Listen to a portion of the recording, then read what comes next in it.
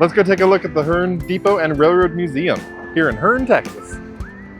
This building was built in 1901 and moved to its current location in 2001. Well, let's head on inside, where I'd like you to meet master modeler Bob and his wife Jan. They're the primary caretakers of this beautiful place. Bob is telling us about the different railroads that serviced Hearne. This is that Missouri Pacific track, okay? And this is your Southern Pacific track. This is the Hearne Yard down here.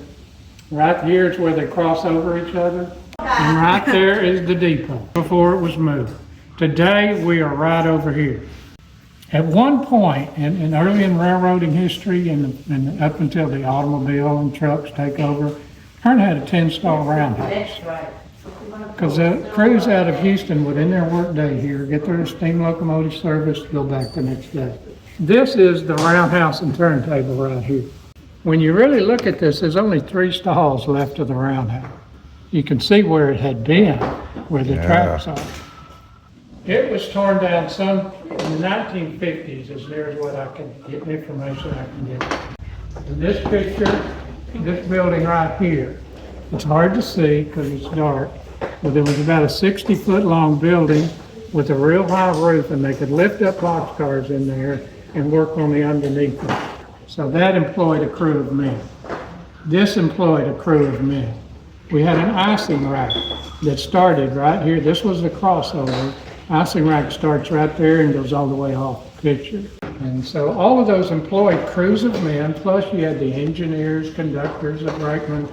So Hearne was a railroad town. You know, I grew up here. So you get up to the modern day, the 90s, all that's left of the railroad background of Hearne is this building sitting over there, and it hadn't been used for passenger traffic in 40 to 50 years. Union Pacific takes over, first the Missouri Pacific, and then in the 90s it took over the Southern Pacific. And they come in and they're getting ready to tear the building down. But the people of Hearne wanted to save the building because it was all that was left. Because the Southern Pacific had promised Hearne the building, and they had put some money painting the outside, not the inside. And so they end up in court, and Union Pacific finally says, you can have the building, but you've got to get it up off of our property. The semis, moving the building. But it was like this everywhere inside. That paint was peeling off the walls, terrible. All the windows were either broken or boarded up. I'm so glad I wasn't here then. Yeah, that would be so much work. It took them 10 years and a ton of money to restore the building back to what you see today. 10 years. You can imagine what it was like stripping all the paint off and then repainting. And so in 2011, it reopened as a museum. About 6 years ago, city manager called one day and asked if we would help keep this building open. We couldn't believe it. We jumped at it. Yeah. I love trains, and so does she. In my home in Lubbock, I had a large model train layout. In scale, it filled a 2-car enclosed garage. And when we sold the house, I had to tear it. But I salvaged everything I could. And when we started here, I looked at this display case, and the top was all scratched up. I thought, you know, I can just put some track on top, an oval track, and run a train in a circle. So it started out with this track and a train. It was so popular to everybody, I thought, you know, all my buildings are in boxes in the storeroom. I'm just going to get some of them out and set them out and where it looks like the train is doing something. That's what all this started at. It's a great little layout. This is a picture of the Hearne Icing Rack right here. Oh. It was here until 1973. Armour Meat Company builds the first refrigerator car, and what it is just an insulated boxcar. It's insulated all the way around, and on each end of the boxcar there were these metal containers that would hold ice. But the ice is going to melt, so they put hatches on top of those containers. And spaced around the country were icing racks. And the train would pull into an icing rack, and these crews would go to work on top. We found this picture in a Life magazine article, and the article was about how they used to ship cantaloupe all the way from California to the Eastern supermarket. It shows them picking cantaloupe out in California, loading them into the boxcars, and you turn the page, And there was the Cantaloupe train stopped in Hearne, Texas, getting re-iced. I've worked at the Hearne Ice House 3 summers. We made 300-pound blocks of ice there. Oh my goodness. We crushed them, bagged them, delivered them to all the grocery stores within a 100-mile radius, but we also would deliver over to the railroad about 100 of those 300-pound blocks every day. These are all tubes used on the Hearne icing route. They've all been coming. God brought this thing in one day. Wow, that isn't light. Yeah. The guy brought this in one day. He said he used to work on the icing rack and had been in his closet for 50 years. Tore it down in the 70s. Is this more of your models? Yeah, this was on my layout. When we started here, I put it on this board and redid it. Wow.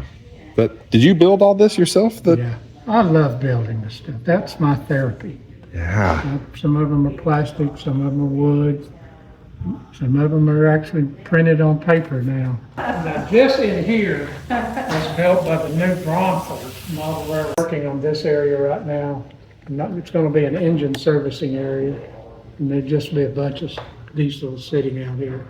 I have a whole bunch of it, Southern Civic diesels, and I want to just kind of sit them out and show. When we started here, these old shovels were leaning up against the wall in the dispatch office. And you look at them, and they've got these long handles. What in the world are these things? You've got about a 6-foot long handle. One day, one of the workers, the old guy, probably in his 80s or 90s, came in and said, "This is what we used to have to dig the holes for the signal poles. So we had to dig it all by hand." And the shovel on the left, he started telling me all about it. We broke the earth up with that. Shovel on the right, he called it the spoon. We dipped that in the hole and got the dirt Bring the dirt out.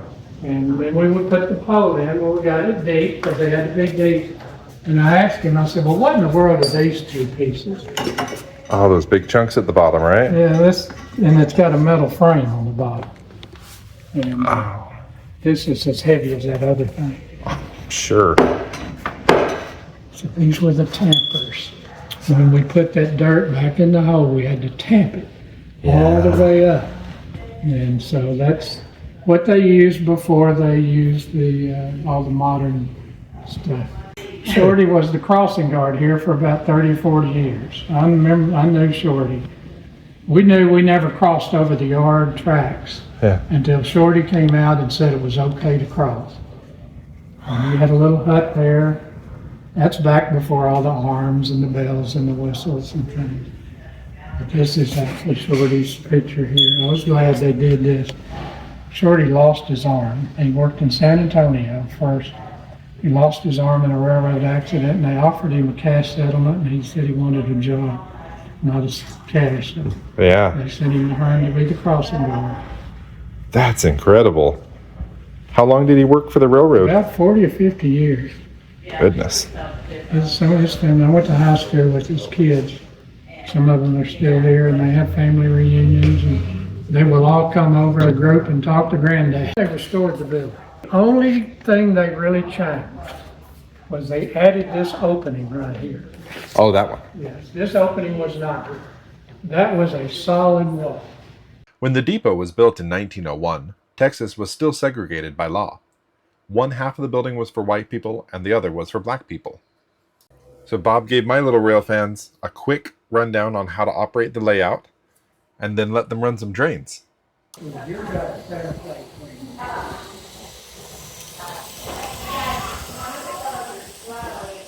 the same thing. Notice there are different colors for different. And open hoppers for colors. And then the top of it, and then get there. No. Train has a whole.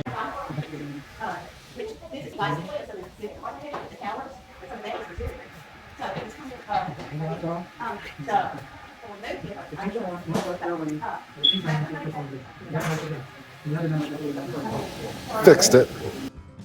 There's quite a few items on display here, from tools used on the railroad, to models, to other artifacts and art. It's a great chance to get up close and personal with the railroad history.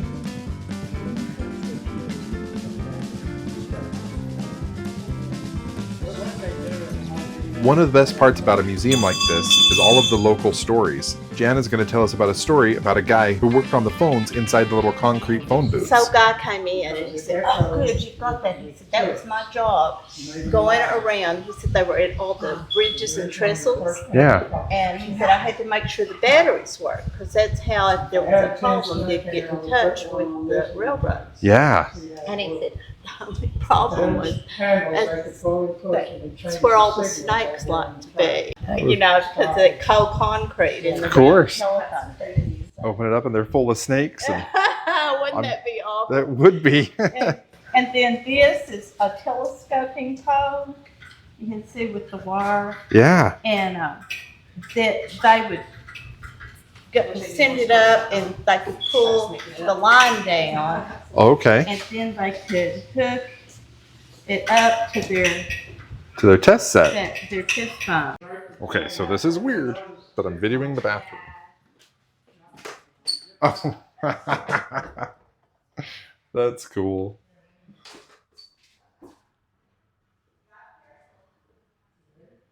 If you ever get the chance to come to Hearne, take a look at this railroad museum. They've packed so much history and trains into this old building. It's a great tour given by great people. Highly recommend. Please remember to like and subscribe. But this little lady came in, she was about my age, and said this was hers when she was a kid. And she still had the original box, and you see it came from the Sears and Roebuck company. Yep. And With so the I got it Allstate. out, and I wonder if it'll still run. It was in pieces. I put it back together and set the track out and put it on the track. Wow. It was like being a kid again. Oh, of course. Yeah. Give it a little push, Oh, yep. give it a nudge. Come on, buddy. You got this. Once it gets warmed up, put it away. I've got one like that too. There you go.